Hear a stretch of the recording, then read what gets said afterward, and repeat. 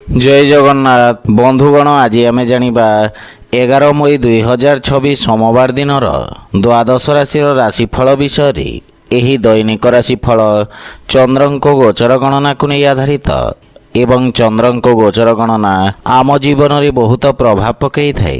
तो आसंतु सर्वप्रथमे जानिबा आजिर तिथि और राशि नक्षत्र विषय।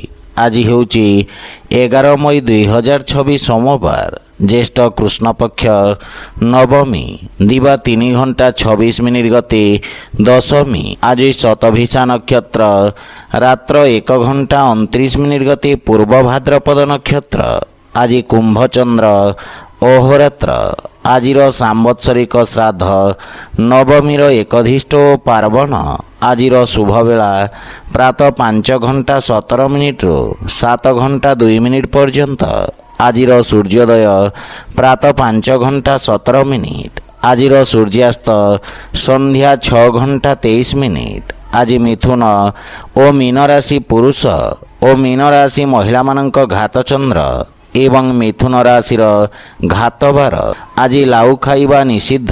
तो बंधुगण आसंतु जानिबा आजिर राशिफल विषय।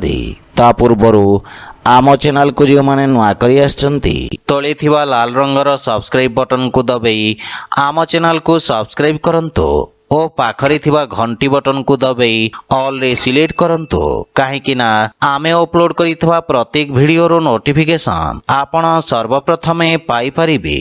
तो प्रथमे जानिबा मेष राशि विषय। आज आपणक व्यवसाय क्षेत्र रे किछि अप्रत्याशित लाभर स्थिति उत्पन्न हेब।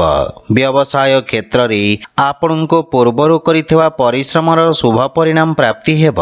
साक्षात्कार रे सफलता मिलिब एवं पारिवारिक सदस्यंक पूर्ण समर्थन मिलिब। पितांक पक्षरु मार्गदर्शन और सहयोग प्राप्ति हेब एवं उज्जवल भविष्यतर मार्ग प्रशस्त हेब। कौनसी महत्वपूर्ण निर्णय नेवा पूर्वरु परिवार सदस्यंक परामर्श अवश्य नियंतु। लाभर स्थिति उत्तम रहिबा कारणरु आर्थिक स्थिति मजबूत हेब। एही अवधि आपणको किछि कार्य उत्तम फल प्राप्ति हेब।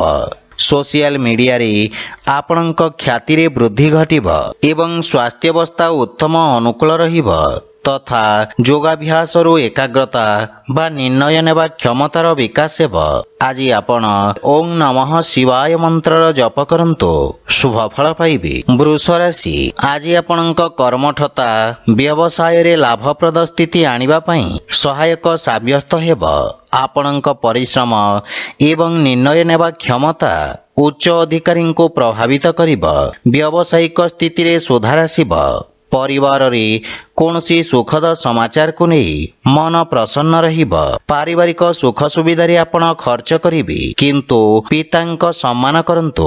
जीवन साथींक पक्षरु पूर्ण सहयोग मिलिब एवं संपर्क रे लागि रहितबा भूल बुझाबना दूर हेब।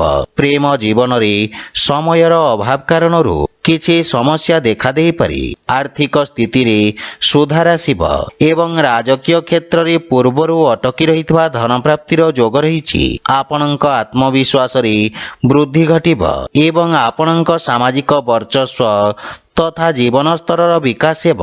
स्वास्थ्य अवस्था रे आपण शारीरिक ऊर्जा रे परिपूर्ण रहिबे जहा फल रे आपण विषम परिस्थिति रे मध्य नियंत्रण करि परिबे। आज आपण शिवलिंग रे जलाभिषेक करंतु शुभ फल पाइबे। मिथुन राशि। आज आपणक समस्त कार्य सरलता पूर्वक समाप्त हेब। भाग्य आज आपणक सपक्षरे रहिब। पत्रकारिता तथा लेखनी सहित जोड़ी होइथिबा व्यक्ति को विशेष सम्मान तथा ख्याति प्राप्त हेब। व्यवसाय क्षेत्र रे किछि समय पूर्वरु देखा दउथवा अवरोध दूर हेब किंतु सामान्य रिस्क नेबाको पड़ी पारे। जीवन साथींक पक्षरु सहयोग लागि रहिब किंतु तांक स्वास्थ्यावस्थार विषय ध्यान रखंतु। परिवार सदस्यंक सहित उत्तम समय अतिबाहित करिवे जहा फल रे मानसिक शांति मिलिब। କିନ୍ତୁ ପ୍ରେମ ସମ୍ବନ୍ଧରେ ସତର୍କ ରହିବାର ଆବଶ୍ୟକତା ରହିଛି। ଅନ୍ୟଥା ସମ୍ପର୍କରେ ଫାଟ ସୃଷ୍ଟି ହୋଇପାରେ। ମାତାପିତାଙ୍କ ପକ୍ଷରୁ ସ୍ନେହ ତଥା ଆଶୀର୍ବାଦ ମିଳିବ ଏବଂ ଆକସ୍ମିକ ଧନପ୍ରାପ୍ତିର ଯୋଗ ରହିଛି। ଆୟର ନୂଆ ସ୍ରୋତରୁ ଧନ ଲାଭ ହେବ। ବିଦ୍ୟାର୍ଥୀ ଛାତ୍ରଛାତ୍ରୀମାନଙ୍କୁ ନିଜ ମନପସନ୍ଦ କ୍ଷେତ୍ରରେ ଆଗକୁ ବଢ଼ିବାର ଅବସର ମିଳିବ। ସରକାରୀ କୋର୍ଟ କଚେରୀ ବାଦ ବିବାଦରେ ସଫଳତା ପାଇବେ ଏବଂ ସ୍ୱାସ୍ଥ୍ୟାବସ୍ଥାରେ ପେଟ ସମ୍ବନ୍ଧିତ କୌଣସି ସମସ୍ୟା ଆପଣଙ୍କୁ ହଇରାଣ କରିବ। ଆଜି ଆପଣ ଗୋମାତାଙ୍କୁ ଖାଇବାକୁ ଦିଅନ୍ତୁ, ଶୁଭ ଫଳ ପାଇବେ। କର୍କଟ ରାଶି, ଆଜି ଆପଣଙ୍କ ଚାକିରି ଓ ବ୍ୟବସାୟରେ କିଛି ଅନାବଶ୍ୟକ ବ୍ୟବଧାନ ଉତ୍ପନ୍ନ ହୋଇପାରେ। ସେଥିପାଇଁ ନିଜ ବାଣୀରେ ନିୟନ୍ତ୍ରଣ ବଜାୟ ରଖନ୍ତୁ। ଅଧିକାରୀ ପକ୍ଷରୁ ନିଜ ସମ୍ବନ୍ଧକୁ ଧ୍ୟାନରେ ରଖନ୍ତୁ। ରୋଜଗାରରେ ପରିବର୍ତ୍ତନ ପାଇଁ ଏହି ସମୟ ଅନୁକୂଳ ନୁହେଁ। ବିଦ୍ୟାର୍ଥୀ ଛାତ୍ରଛାତ୍ରୀମାନଙ୍କୁ ନିଜ ଲକ୍ଷ୍ୟ ପ୍ରାପ୍ତ କରିବା ପାଇଁ ଅଧିକ ପରିଶ୍ରମ କରିବାକୁ ପଡ଼ିବ। ପରିବାର ସଦସ୍ୟଙ୍କ ସମ୍ପର୍କରେ ସାମାନ୍ୟ ମନମତାନ୍ତର ଉତ୍ପନ୍ନ ହୋଇପାରେ। ଆପଣଙ୍କ ଇଷ୍ଟବନ୍ଧୁଙ୍କ ଠାରୁ କୌଣସି ଅପ୍ରିୟ ସମାଚାର ମିଳିପାରେ। ଅତ୍ୟଧିକ କାର୍ଯ୍ୟବ୍ୟସ୍ତତା ଓ ଧାଁ ଦୌଡ଼ା ତଥା ଖର୍ଚ୍ଚ କାରଣରୁ ମାନସିକ ଚିନ୍ତାର ସାମ୍ନା କରିବାକୁ ପଡ଼ିବ। କିନ୍ତୁ ମାତାପିତାଙ୍କ ଆଶୀର୍ବାଦରୁ ସମସ୍ୟାର ସମାଧାନ ପ୍ରାପ୍ତି ହେବ। ଧୈର୍ଯ୍ୟବାନ ତଥା ଏକାଗ୍ର ଚିତ୍ତ ହୋଇ ନିଜ କର୍ତ୍ତବ୍ୟର ନିର୍ବାହନ କରିବେ। ପ୍ରେମ ସମ୍ପର୍କରେ କିଛି ସମସ୍ୟା ଦେଖାଦେଇପାରେ।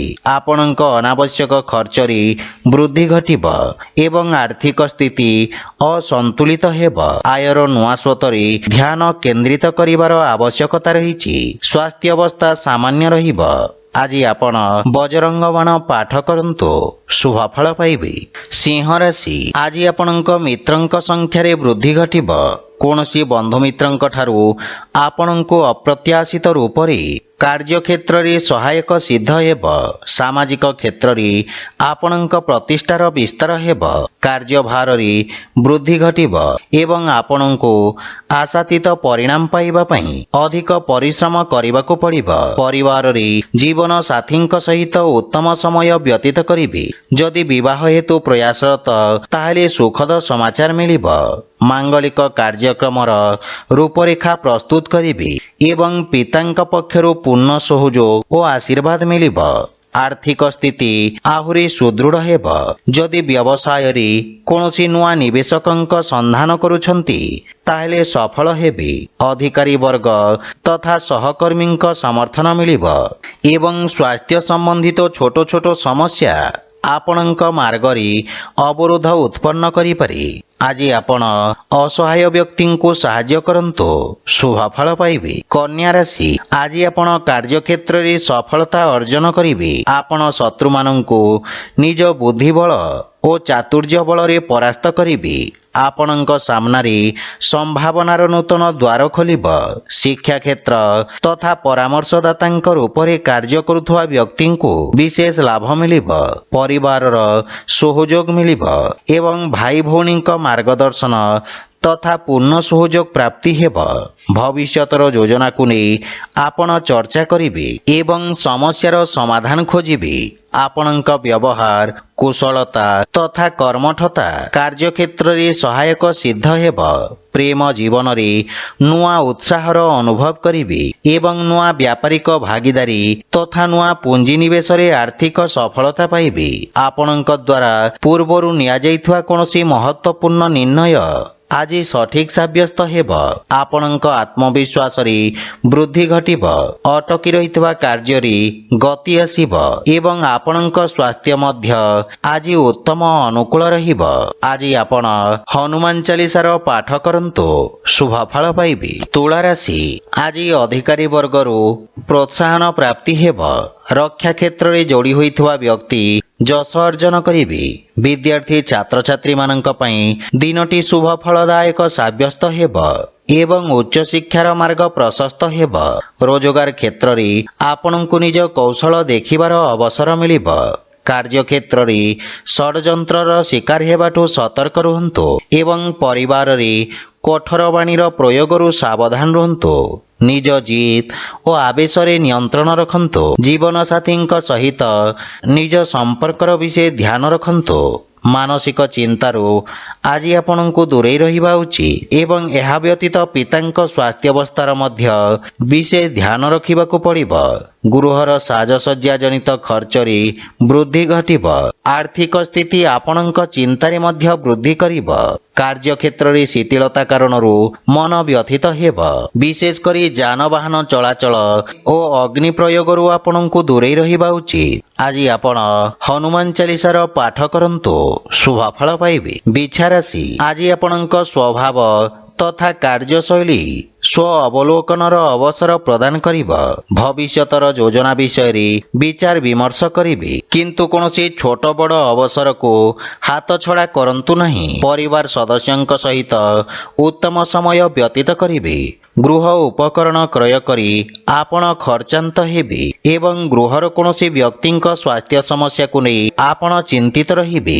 ମାତାଙ୍କ ସହିତ ବୈଚାରିକ ମତଭେଦ ଦେଖାଦେଇପାରେ ଏବଂ ଧନହାନି କାରଣରୁ କିଛି କାର୍ଯ୍ୟରେ ଅସ୍ଥାୟୀ ଅବରୋଧ ଉତ୍ପନ୍ନ ହୋଇପାରେ।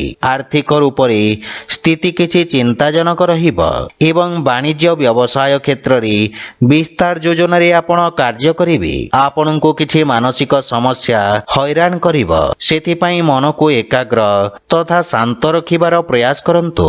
ଆଜି ଆପଣ ଶିବଲିଙ୍ଗରେ ବେଲପତ୍ର ଅର୍ପଣ କରନ୍ତୁ, ଶୁଭଫଳ ପାଇବେ। ଧନୁରାଶି, ଆଜି ଆପଣଙ୍କ ମାନ ସମ୍ମାନ ଓ ଯଶରେ ବୃଦ୍ଧି ଘଟିବ। ସମାଜ ସେବା କାର୍ଯ୍ୟରେ ପ୍ରସନ୍ନତା ସହିତ ଆପଣ ଭାଗ ନେବେ। ଲୋକେ ଆପଣଙ୍କ କାର୍ଯ୍ୟ ଓ ଆପଣଙ୍କ ପ୍ରଶଂସା କରିବେ। ରାଜନୈତିକ ବ୍ୟକ୍ତିଙ୍କ ବର୍ଚସ୍ୱ ତଥା ପରାକ୍ରମରେ ବୃଦ୍ଧି ଘଟିବ। ବନ୍ଧୁମିତ୍ରଙ୍କ ସହଯୋଗରୁ କିଛି ସମ୍ପର୍କ ସ୍ଥାପନ ହେବ, ଯାହା ଭବିଷ୍ୟତରେ ବ୍ୟବସାୟିକ ଉପଲବ୍ଧିର କାରଣ ହେବ। ପରିବାରରେ ହସ ଖୁସିର ବାତାବରଣ ଲାଗି ରହିବ। ଭାଇମାନଙ୍କ ଠାରୁ ବିଶେଷ ସହଯୋଗ ପ୍ରାପ୍ତି ହେବ। ପ୍ରେମ ଜୀବନରେ ସମ୍ପର୍କରେ ମଧୁରତା ଆସିବ ଏବଂ ଜୀବନସାଥୀଙ୍କ ସହିତ କୌଣସି ମନୋରଞ୍ଜନ ଧର୍ମୀ ଯାତ୍ରା କରିପାରନ୍ତି। ଆର୍ଥିକ ସ୍ଥିତି ସୁଦୃଢ଼ ରହିବ ଏବଂ କିଛି ଧନ ସଞ୍ଚୟ ମଧ୍ୟ ଆପଣ କରିପାରିବେ। ଆପଣ ନିଜ କାର୍ଯ୍ୟକ୍ଷେତ୍ରରେ ସଫଳତାପୂର୍ବକ ବିସ୍ତାର କରିବେ। ଆଜି ଆପଣ କୌଣସି ମହତ୍ୱପୂର୍ଣ୍ଣ ବିଶେଷ ବ୍ୟକ୍ତିଙ୍କ ସହିତ ଦେଖା ସାକ୍ଷାତ କରିପାରନ୍ତି, ଯାହାର ଲାଭ ଆପଣ ଭବିଷ୍ୟତରେ ପାଇପାରିବେ, କିନ୍ତୁ ଅଯଥା ବାଦବିବାଦରୁ ଆପଣ ଦୂରେଇ ରୁହନ୍ତୁ। ଆଜି ଆପଣ ସୂର୍ଯ୍ୟଦେବଙ୍କୁ ତିଳ ମିଶ୍ରିତ ଜଳ ଅର୍ପଣ କରନ୍ତୁ, ଶୁଭଫଳ ପାଇବେ। ମକର ରାଶି, ଆଜି ଆପଣଙ୍କ ବାଣୀର ମଧୁରତା ଆପଣଙ୍କ ବ୍ୟକ୍ତିତ୍ୱର ଅଂଶ ରହିବ। ବାଣିଜ୍ୟ ବ୍ୟବସାୟରେ ନୂଆ ସ୍ରୋତରୁ ଲାଭର ସ୍ଥିତି ନିର୍ମାଣ ହେବ। ଆପଣଙ୍କ ପ୍ରେଜେଣ୍ଟେସନରେ ଏକ ନୂଆ ଚମକ ଆସିବ। କୌଣସି ଅନଲାଇନ୍ ସାକ୍ଷାତକାରରେ ଯଦି ଆପଣ ଭାଗ ନେଉଛନ୍ତି ତ ସେଥିରେ ସଫଳତା ନିଶ୍ଚିତ ଭାବରେ ପାଇବେ। ପରିବାରରେ ସୁଖଦ ବାତାବରଣ ଲାଗି ରହିବ। ସମ୍ପତ୍ତି ସମ୍ବନ୍ଧିତ ବାଦବିବାଦ କୌଣସି ବ୍ୟକ୍ତିଙ୍କ ମଧ୍ୟସ୍ଥତାରେ ସମାଧାନ ହେବ।